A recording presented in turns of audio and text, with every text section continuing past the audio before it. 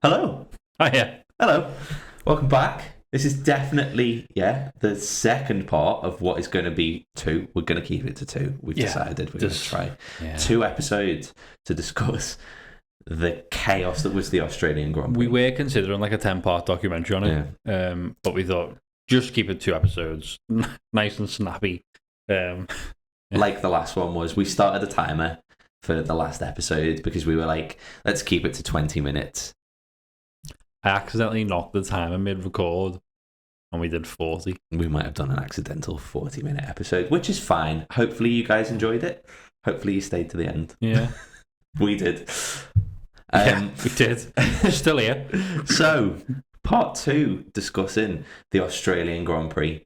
Last week, we kind of went through all the sort of chaos that had happened during the race, including the 2 red flags. So we get 3 red flags. Excuse me. I was going to say, we went over them in extensive detail. We did. Actually, we sort of give a brief overview of everything that happened in the race, but didn't dive too deep into anything. We dove a bit deeper into the end of the race, the mess and the carnage.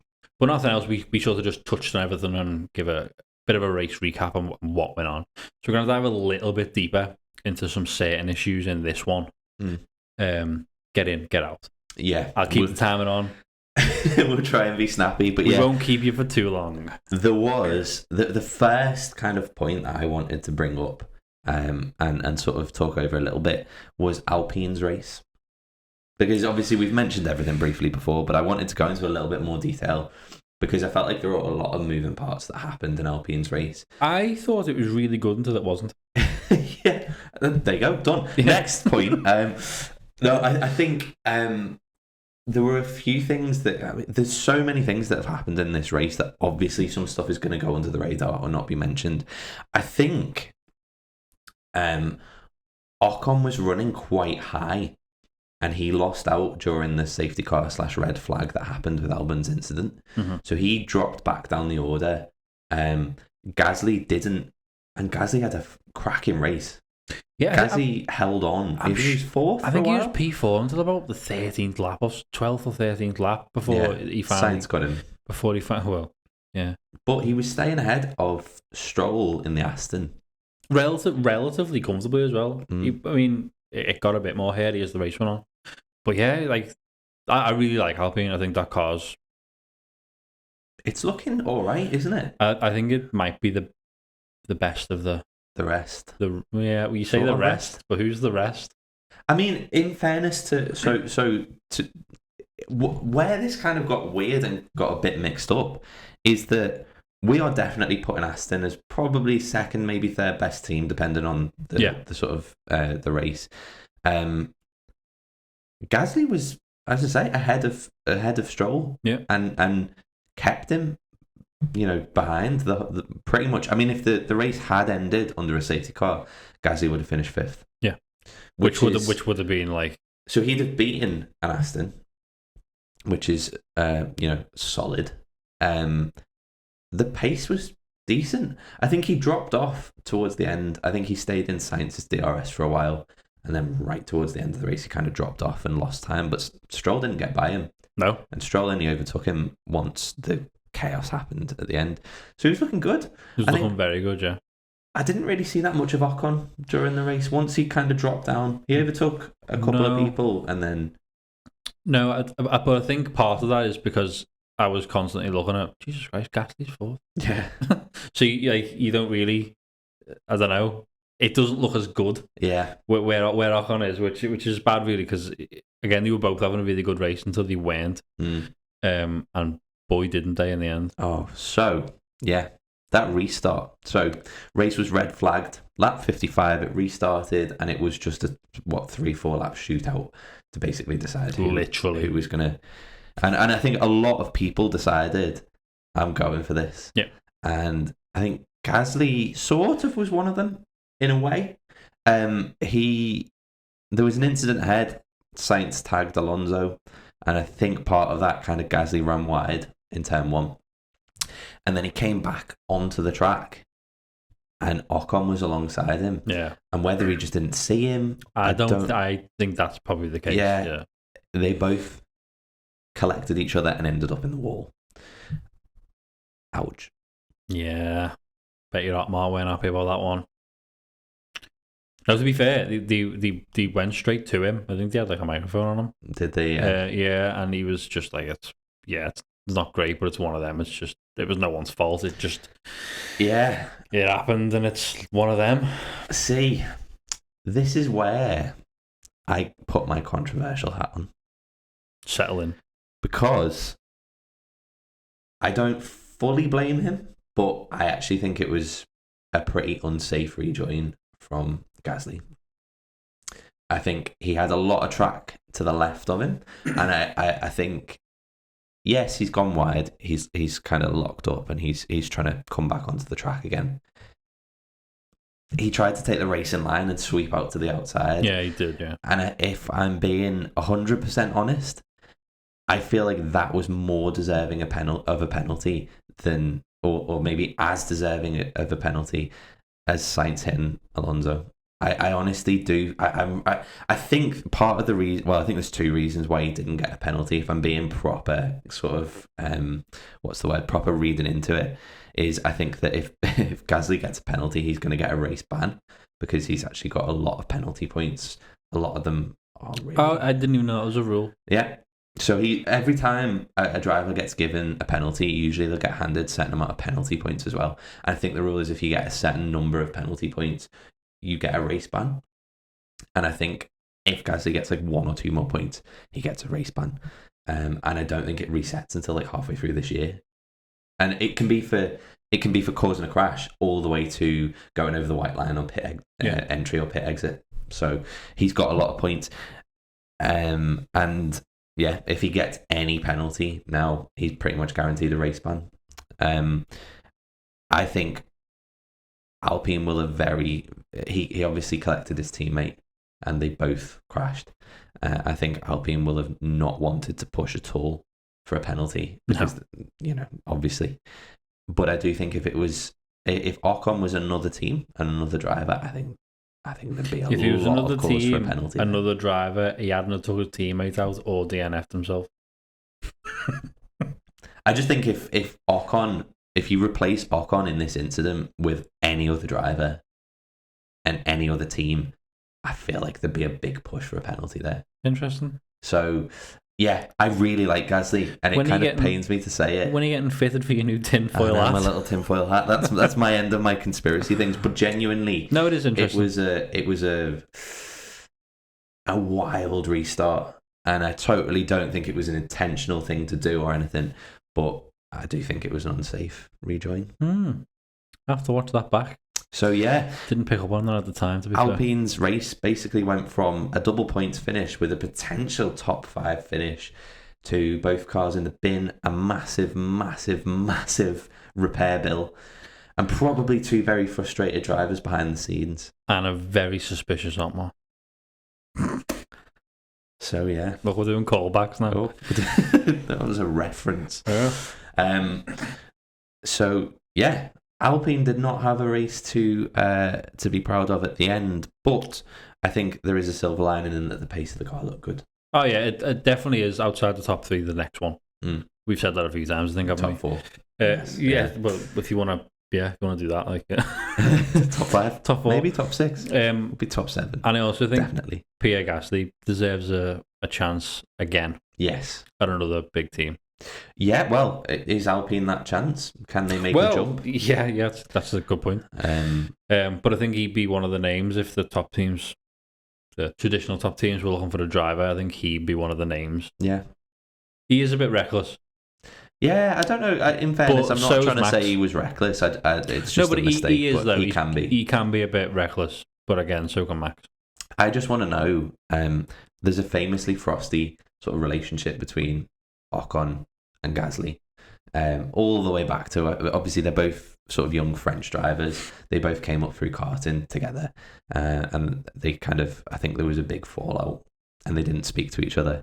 And I believe their families aren't allowed to attend the same Grand Prix. Oh, that's mafia wars. Genuinely a thing, apparently.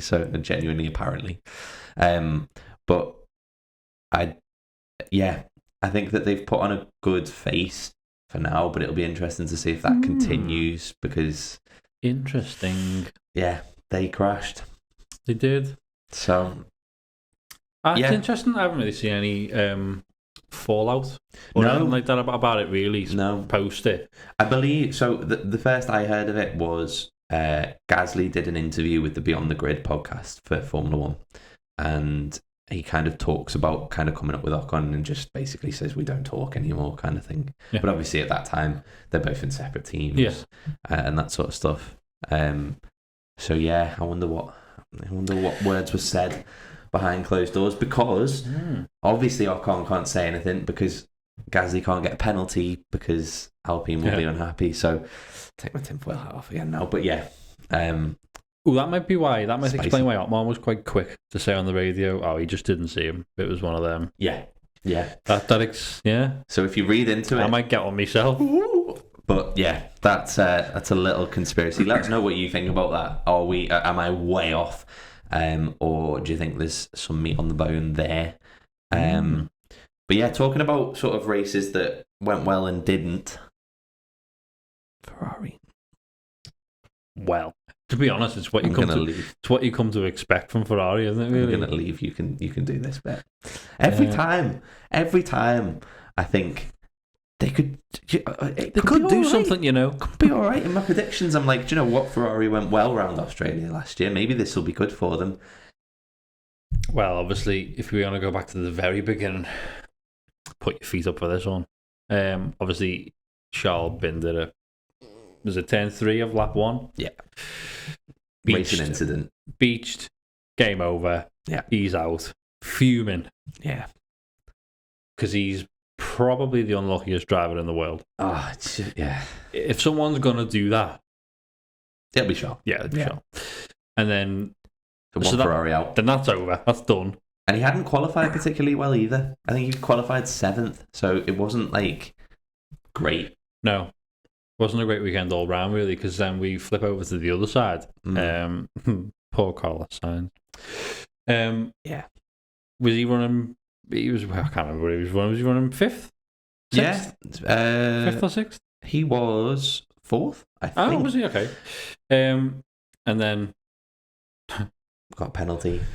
After the carnage of the restart, he hit Alonso, which you're convinced is malicious. No, I'm just joking. I think he aimed. Yeah, I know he did. Watch, yeah. You can see. Yeah. Steered into him.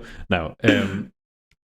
So that's that. Yeah. The race then gets red flagged. The lap gets deleted. Everyone goes back to their previous starting thing for the restart under the safety car, but his penalty still gets upheld.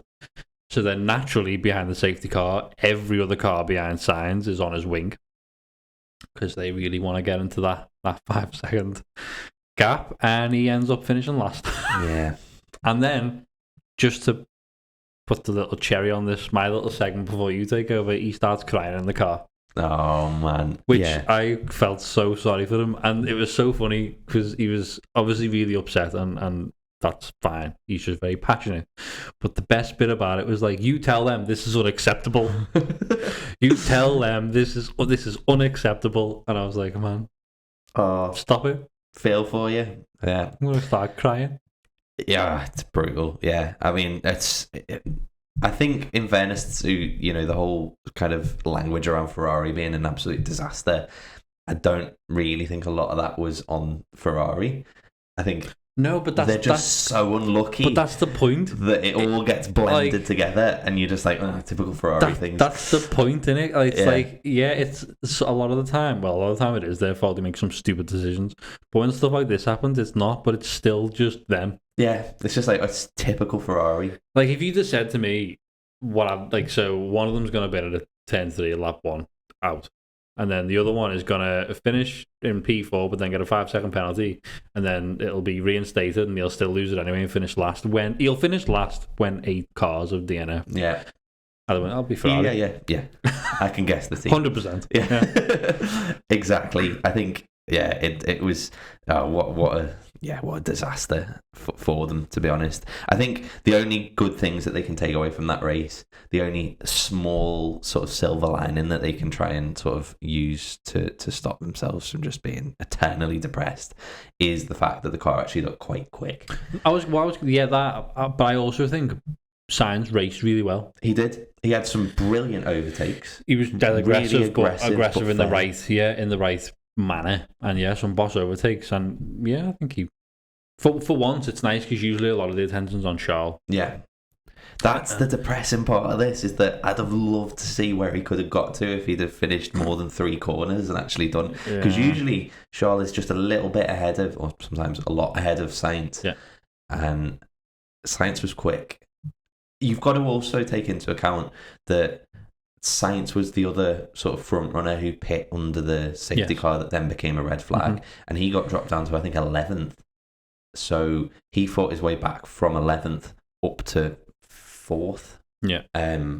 Before then having that issue, the car looked like it didn't look as slow as it's looked in the previous 2 races. He moved forwards.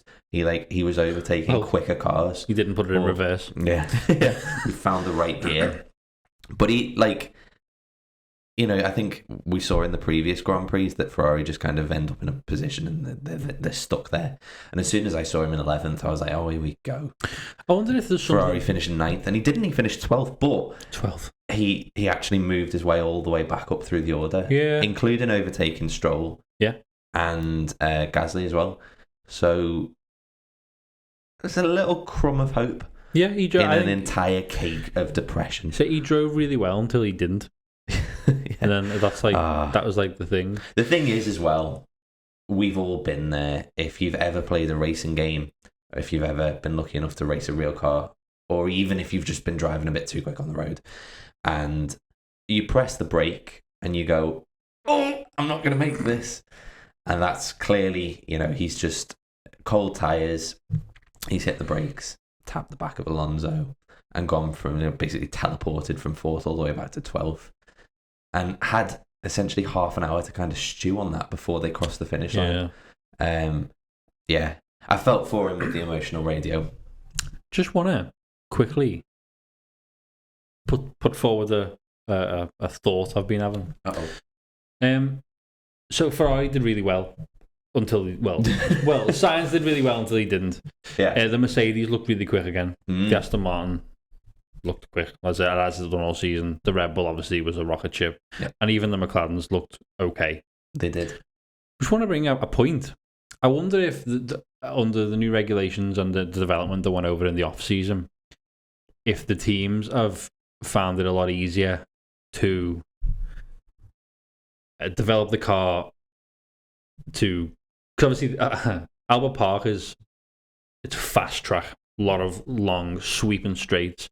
I wonder if they found it easier to make the car fast in a straight line. But a lot of the teams are struggling with to fit in the regulations with the balance, with the tight corners, which is why they haven't done so well in the first 2. Maybe, possibly. It'll be interesting when we go to Baku, which it has got 2 very long straights, but it's also got the tight little castle section and those kind of sections. If this was like just a blip because it was the type of track it is, or it'll revert to type and Mercedes will be crap again. And exactly. We don't know. It'd be very interesting, won't it? Yeah, I think there was no tyre wear really here. No. Which is a big one. The hards were doing like 50 laps, or could have done like 50 laps. Yeah, they were going to last like the whole race. So, and cars that are traditionally harder on the tyres, like the Ferrari or whatever, maybe they'll just revert to type when we go to Baku or we go to some of the other tracks. Who knows? But I think for some quicker tracks, it probably is a case of just taking some downforce off. I don't really know, because Australia feels like a mad one, because you definitely want to be quick in the straight because there's so much flat out. But then there's some fast corners as well where you're going to need the downforce. So, I mean, in that example, it shocked me how high up Williams were, and Alpine was getting that Williams, because that's traditionally a car that's not got great downforce. Yeah. So maybe they've just taken a bit of downforce off and the cars are working. I think realistically, this is the last race before anyone brings big upgrades, because Baku and Imola are the ones that people are going to be bringing packages to. So maybe we'll see the learnings from these first Grand Prix starting to take effect. Yeah. I mean, apparently McLaren are bringing pretty much a new car, which could do with that. They could, would help. But so could Alpine. they're going to bring 2, I think, at this point. I don't know. It would have been interesting to me for the next race not to be in 4 weeks for a kickoff, but also to be. I'm trying to say it, like, so to be the same, not the same kind of track. So right now we're going to cut this have like different characteristics or something. Yeah, because and without the upgrade packages as well, because I'd be really interested to see if this was just a case of it's very easy to just go flat out. Yeah, and all the teams actually find that quite easy. So this actually isn't that representative of where the teams are. That's what I'm trying to say. But now we'll go back to a track with a couple of tight corners, a little tight castle section, things like that. So hopefully, well, we're not, because they're going to bring upgrade packages. But if they weren't, it would have been interesting to see if they would have reverted to type. That makes sense. Like what the order is, because I think that's the point. We've kind of said Red Bull, and then a mix of Aston, Ferrari, and Mercedes in some order, and then everyone else, and it shuffles around so much. Throughout, well, it has shuffled around so much throughout the past 3 Grand Prix that there isn't really an expected order yet, which is quite cool. But I get what you mean, because it'd be cool to see, like, oh, actually, that is sort of where these cars sit. Yeah. And you know, you've got like an Alpine ahead of an Aston. You've got, like, you know, McLaren's fighting up there. Like, what's happening? And a Haas finishing in 7th. Yeah. Like, how is this all working? I think we don't know really. And we're going to see probably a big mix-up again in Baku. But it's all going to be skewed, because, as I said, because they're going to be bringing the upgrade packages, so it'll just be whatever teams who upgrades the best. So that all I've just said is pointless, really. But I like it. Talking about pointless, this is the best segue I've ever made in my entire life, and I just want to You've put just that killed out there. it, though. I've killed it. Talk about pointless. Yuki Tsunoda was pointless until this race, wasn't he? He was, yeah. And I think Crofty was fuming about it, because he really wanted that P. It was a P11. Crofty hung on that for far too long. Like, I love Crofty, controversially, because I think a lot of people seem to hate him, but I like him. But he hung on the fact that Yuki finishing 11th would get this this record for way too long. And then Yuki proved them wrong by finishing 10th in a car that should be nowhere near 10th place. No. I mean, in fairness, 12 people finished the race, but Yuki did a great job again. And I think he's slowly becoming, for me, one of my favourite drivers to watch. Yeah. Just like, you know, him hanging on in that car.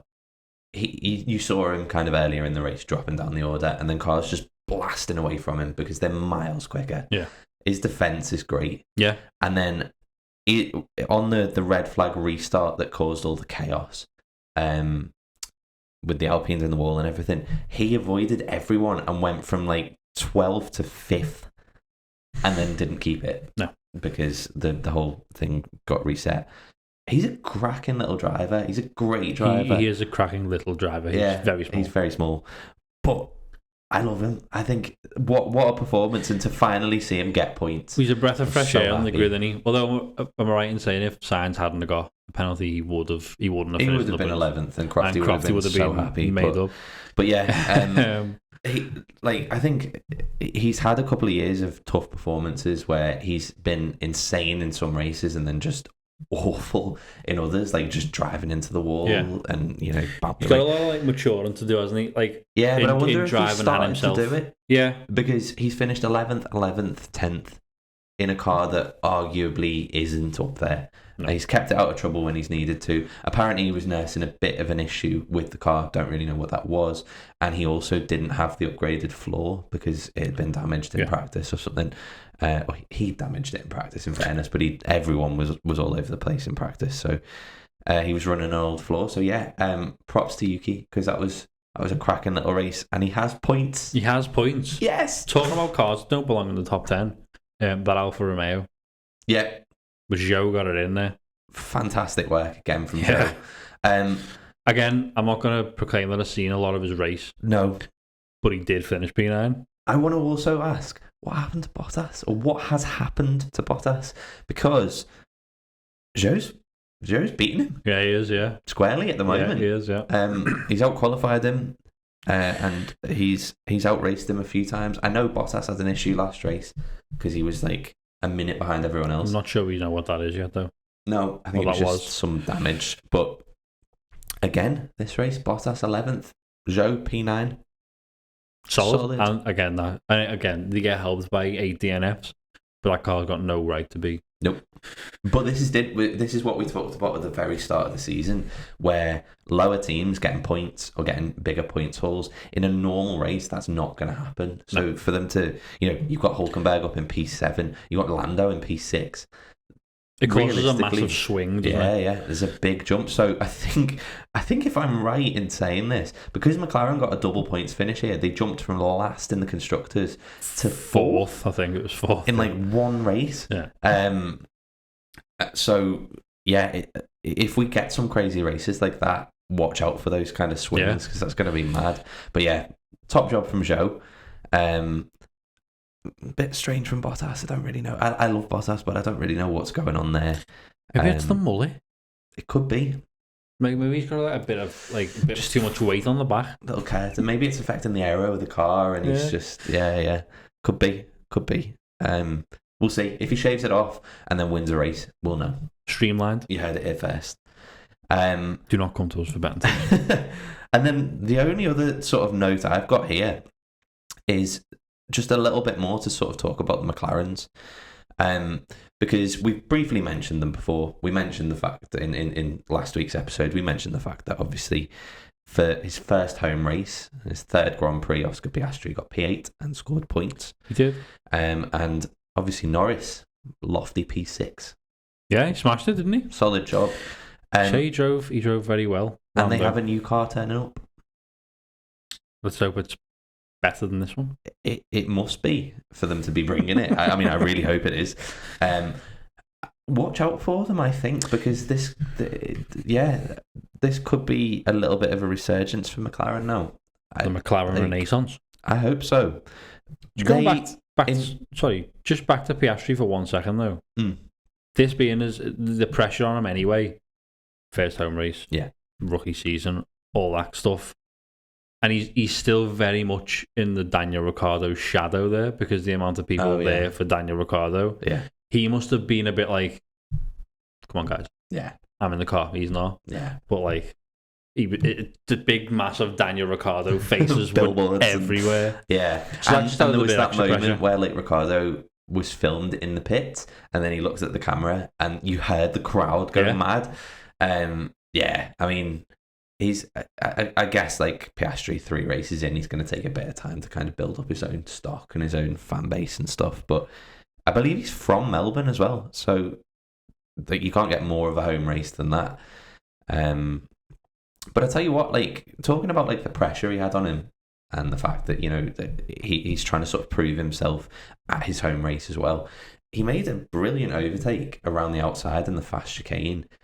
I actually think like he didn't look phased by stuff. That car was just slow in a straight. Yeah. So it's gonna I do wonder him and Lando, if they get a bit of an upgraded car that is better than this one, we're going to see them up in the points quite a bit. Hopefully, because we've said loads of times, Lando's no slouch of a driver, and this kid was wanted by virtually everyone when he made the jump from F2 to F1. So he's obviously got a lot of chops as well in the cockpit. Yeah.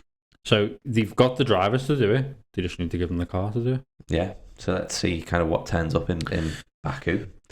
But that might be it. That might be pod. I think it is. I think I've gone through every single point that we'd written down here. there's still plenty to talk about if we want to get into. But I think what we'll probably do is we'll probably leave this one there for now, because that's 2 weeks solid of talking about the Australian Grand Prix. And you're probably bored of it by now. Way bored of it by now. What would be cool though? Obviously, we've got, I think, 2 weeks before the next race in Baku.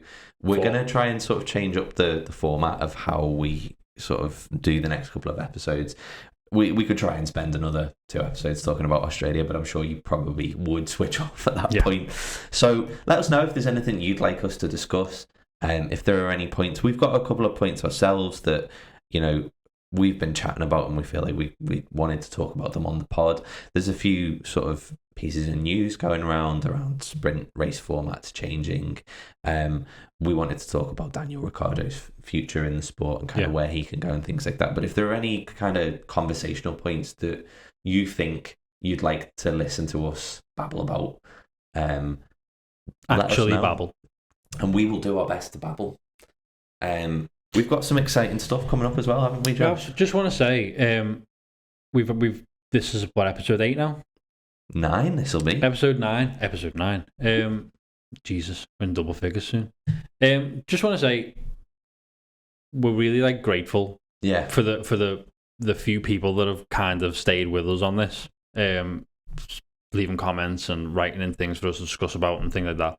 That hasn't gone unnoticed, and we do really appreciate that, because we definitely wouldn't still be sat here if the view counts were on 0. So just want to thank you for that. And to show our appreciation, we've decided to run a little bit of a competition, which I don't know if would it be there now? Yeah, we'll put it up on our Instagram, and I think we'll try and put it up on TikTok, but it'll definitely be up on Instagram. Yeah. So there'll be a post up on our Instagram to kind of show. Yeah, we're going to put together a little package. Yeah. We want to, obviously, we're trying to get this podcast out. We love chatting about Formula One. We would do this without microphones and stuff, but that's kind of the genesis of this, and where it came from was just us sharing our love of it. So we want to try and reach more people. So I think what we're going to try and do is use the competition to kind of try and get a bit more interest, and obviously you guys can win something cool out of that as well. But yeah, that will be up on our Instagram now when this podcast is out. So go have a little look. Go and check it out. Yeah. It'll be you won't have to do nothing mad. No, it's just going to be a dead simple thing, and we'll announce the winner on the Baku episode. Yeah, so in a couple of weeks' time, the Baku race review. We'll keep reminding you in the pod anyway. We'll probably get a date, which we haven't got yet, but we'll stick a date up on the Instagram post, so you'll see kind of when the winner will be announced. But it'll be in and around the Baku race weekend at some point. Yeah. But yeah, we'll keep reminding you on this and on socials as well and stuff. You won't be left out. But yeah, I think that's about it. It is. So yeah, thanks for joining us again. And until next time, we will keep babbling. Yeah, good impression of it. Bye-bye. So yeah.